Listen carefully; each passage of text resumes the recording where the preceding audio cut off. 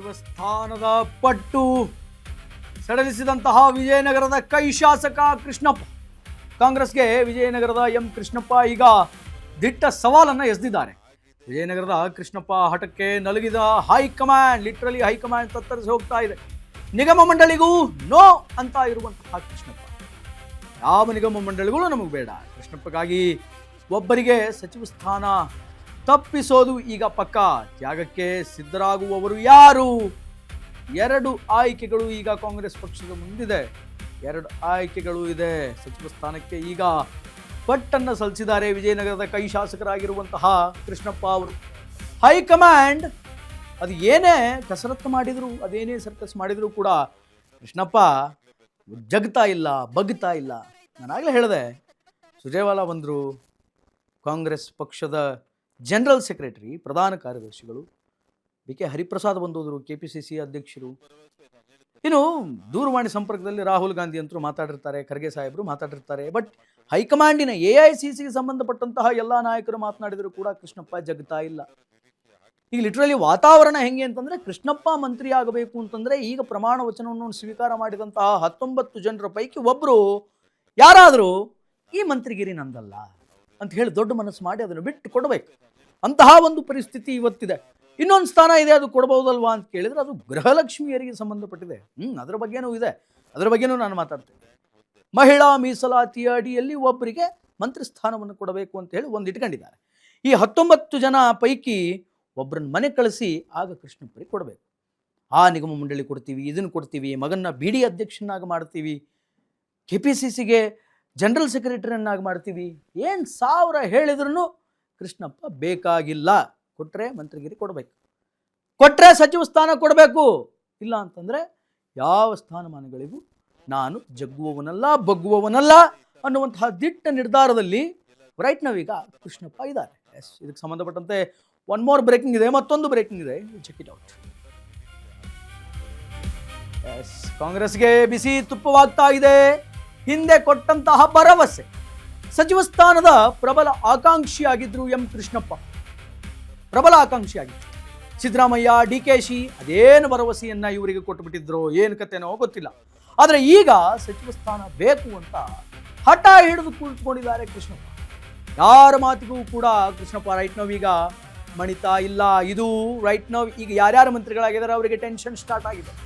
ಒಬ್ಬರು ಮಂತ್ರಿ ತ್ಯಾಗ ಮಾಡಬೇಕಾದಂತಹ ಅನಿವಾರ್ಯತೆ ಸೃಷ್ಟಿಯಾಗುವ ಎಲ್ಲ ಲಕ್ಷಣಗಳು ಕೂಡ ಕಾಣ್ತಾ ಇದೆ. ಯಾಕೆಂತಂದರೆ ಬೇರೆ ಯಾವ ಬಾಗಿಲುಗಳು ಕೂಡ ಈಗ ಓಪನ್ ಆಗಿಲ್ಲ. ಬೇರೆ ಯಾವ ಬಾಗಿಲುಗಳು ಕೂಡ ಈಗ ಓಪನ್ ಆಗಿಲ್ಲ. No other doors. ಏನು ಸಚಿವ ಸ್ಥಾನ ಕೊಡಬೇಕು. ನೋಡಿ, ಕೃಷ್ಣಪ್ಪ ಅವರ ಪಾಲಿಟಿಕ್ಸ್ ಎಷ್ಟು ನೀಟಾಗಿದೆ ಮತ್ತು ಎಷ್ಟು ನೇರವಾಗಿದೆ. ಇಂಡಿ ಶಾಸಕರು ಸಚಿವ ಸ್ಥಾನ ಕೊಟ್ಟಿಲ್ಲ ಅಂತ ರಾಜೀನಾಮೆ ಕೊಡೋಕೆ ಹೋಗ್ತೀನಿ ಅಂತ ಹೇಳಿದರು. ಬಟ್ ಕೃಷ್ಣಪ್ಪ ರಾಜೀನಾಮೆ ಕೊಡ್ತೀನಿ ಅಂತ ಹೇಳ್ತಾ ಇಲ್ಲ ಮನುಷ್ಯ. ನಾನು ಕೆಲಸ ಮಾಡಿದ್ದೀನಿ, ನಾನು ಹಿಂದಕ್ಕೆ ನನಗೆ ನಾಯಕರು ಮಾತನ್ನು ಕೊಟ್ಟಿದ್ರು, ನಿನ್ನ ನಾವು ಮಂತ್ರಿಯಾಗಿ ಮಾಡ್ತೀವಿ ಅಂತ. ಸೊ ಅವರ ಮಾತು ಕೊಟ್ಟಿದ್ದಕ್ಕೆ ನಾನು ಇವತ್ತು ಮಂತ್ರಿಗಿರಿಯನ್ನು ಕೇಳ್ತಾ ಇದ್ದೀನಿ, ನನ್ನನ್ನು ಮಂತ್ರಿ ಮಾಡಿ ಅನ್ನುವಂತಹ ಪಟ್ಟನ್ನು ಹಿಡಿದುಕೊಂಡು ಕೂತ್ಕೊಂಡಿದ್ದಾರೆ.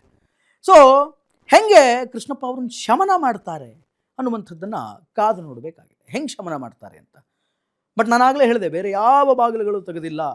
ಇರುವಂತಹ ಏಕೈಕ ಬಾಗಿಲು ಏನು ಅಂತಂದರೆ ಒಬ್ಬರನ್ನು ಸಚಿವ ಸ್ಥಾನದಿಂದ ಕೆಳಗಿಳಿಸಿ ಆ ಸ್ಥಾನವನ್ನು ಕೃಷ್ಣಪ್ಪ ಅವರಿಗೆ ಕೊಡಬೇಕು.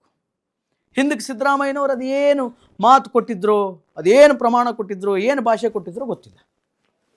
DK ಶಿವಕುಮಾರ್ ಅದೇನು ಹೇಳಿದ್ರೋ ಗೊತ್ತಿಲ್ಲ. ಆದರೆ ಇವತ್ತು ಅದರ ಎಫೆಕ್ಟು ಬಹಳ ಸ್ಪಷ್ಟವಾಗಿ ಕಾಣ್ತಾ ಇದೆ. ಅಂದರೆ ಎಷ್ಟು ಪ್ರಬಲವಾಗಿ ಹಿಂದೆ ಅವರನ್ನು ಸಮಾಧಾನ ಮಾಡಿ ಕೂಡಿಸಲಾಗಿತ್ತು. ಅಂದರೆ ಹಿಂದೆನೇ ಮಂತ್ರಿ ಆಗಿಬಿಡ್ಬೇಕು ಅವರು 2023 if I am not wrong.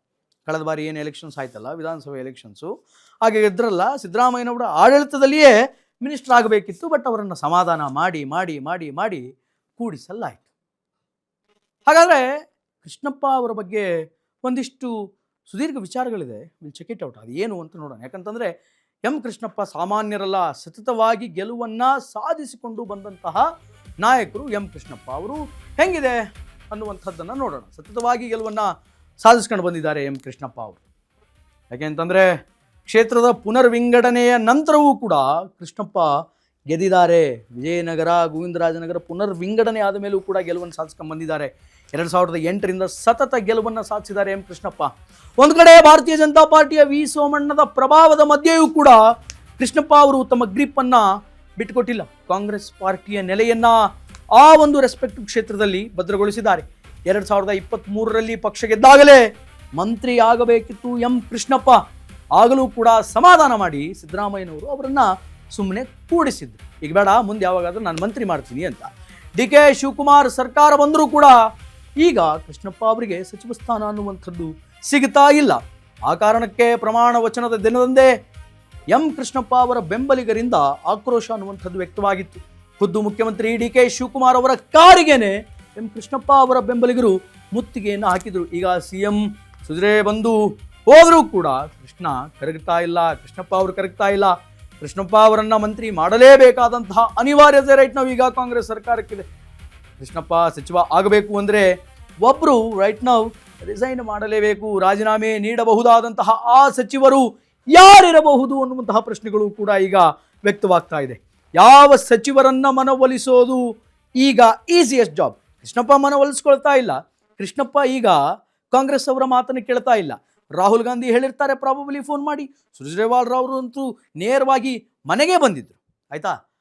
ಇನ್ನು CM ಡಿ ಕೆ ಶಿವಕುಮಾರ್ ಅವರು ನೇರವಾಗಿ ಫೋನಲ್ಲಿ ಮಾತಾಡಿರ್ತಾರೆ. BK ಹರಿಪ್ರಸಾದ್ ಮಾತಾಡಿರ್ತಾರೆ. ಅನೇಕ ಜನ ಕಾಂಗ್ರೆಸ್ಸಿನ ನಾಯಕರು ಮಾತನಾಡಿದರೂ ಕೂಡ ಅವರ ಮಾತನ್ನು ಕೇಳದಂತಹ ಕೃಷ್ಣಪ್ಪ ಅವರಿಗೆ ಈಗ ಯಾರು ತಾನೇ ಸಮಾಧಾನ ಪಡಿಸೋದಕ್ಕೆ ಸಾಧ್ಯ? ಹೀಗಾಗಿ ಕೃಷ್ಣಪ್ಪ ಸಮಾಧಾನ ಆಗಲ್ಲ ಅನ್ನುವಂಥದ್ದು ಭಾಳ ಸ್ಪಷ್ಟವಾಗಿ ಗೊತ್ತಾದ ಮೇಲೆ 19 ಜನರ ಪೈಕಿ ಬೇರೆ ಯಾರನ್ನಾದರೂ ಸೆಲೆಕ್ಟ್ ಮಾಡಿ ಅವರನ್ನು ಸಮಾಧಾನ ಮಾಡಿ ಅವರನ್ನು ಕೆಳಗಿಳಿಸಿ ಅಲ್ಲಿ ಕೃಷ್ಣಪ್ಪ ಅವರನ್ನು ಕೂಡಿಸಬೇಕಾಗುತ್ತೆ. ಕೃಷ್ಣಪ್ಪ ಅವರು ಬೈಟ್ ನೋಡ್ತಾ ಇದ್ದೆ ನಾನು ಇವತ್ತು. ಪ್ರಮಾಣ ವಚನ ದಿನದಂದೇ ನನ್ನ ಕಾರ್ಯಕರ್ತರು ಹೋಗಿ ಧಿಕ್ಕಾರವನ್ನು ಕೂಗಿದ್ರು, ಸರ್ಕಾರದ ವಿರುದ್ಧ ಘೋಷಣೆಯನ್ನು ಕೂಗಿದ್ರು. ಹಂಗೆ ಮಾಡಬೇಡಿ ಅಂತ ಹೇಳಿದೆ ನಾನು ಅವತ್ತು ಹಂಗೆ ಮಾಡಬೇಡಿ ಅಂತ ಹೇಳಿದೆ. ನೋಡೋಣ ಏನಾದರೂ ಮುಂದೆ ಬದಲಾವಣೆ ಆಗುತ್ತೇನೋ ಅಂತ. ಆದರೆ ನಿಜವಾಗ್ಲೂ ಕಷ್ಟಪಟ್ಟು ಕೆಲಸ ಮಾಡಿರೋರನ್ನೇ ಹಿಂಗೆ ಪರಿಗಣಿಸಿಬಿಟ್ರೆ ಹೇಗೆ? ಸೊ ಈಗ ರೈಟ್ ನಾವು ಕಾಂಪ್ರಮೈಸ್ ಅನ್ನುವಂಥದ್ದು ಇಲ್ಲವೇ ಇಲ್ಲ. ಸಚಿವ ಸ್ಥಾನ ಅನ್ನುವಂಥದ್ದು ಕೊಡಲೇಬೇಕು ಅನ್ನುವಂತಹ ಪಟ್ಟಲ್ಲಿ ರೈಟ್ ನಾವೀಗ ಕೃಷ್ಣಪ್ಪ ಇದ್ದಾರೆ. ಬಟ್ ಕಾಂಗ್ರೆಸ್ಸಿಗೆ ಕೃಷ್ಣಪ್ಪ ಅವರ ಈ ವಿಚಾರ ಅಥವಾ ಕಾಂಗ್ರೆಸ್ಸಿನ ಹಿಂದಿನ ನಾಯಕರು ಕೃಷ್ಣಪ್ಪ ಅವರಿಗೆ ಕೊಟ್ಟಂತಹ ಮಾತು ಹೆಂಗಾಗಿದೆ ಅಂತಂದರೆ ಗಂಟಲಿನಲ್ಲಿ ಕುಳಿತಂತಹ ಬಿಸಿತುಪ್ಪ ಆಗಿದೆ. ಈ ಕಡೆ ನುಂಗಕ್ಕೂ ಆಗಲ್ಲ, ಈ ಕಡೆ ಉಗುಳಕ್ಕೂ ಆಗಲ್ಲ. ಬಟ್ ಅಪ್ಕಮಿಂಗ್ ಡೇಸಲ್ಲಿ ಕಾಂಗ್ರೆಸ್ ಈ ಬಿಸಿತುಪ್ಪವನ್ನು ನುಂಗುತ್ತಾ ಉಗುಳುತ್ತಾ ಅನ್ನುವಂಥದ್ದನ್ನು ಕಾದು ನೋಡಬೇಕಾಗಿದೆ.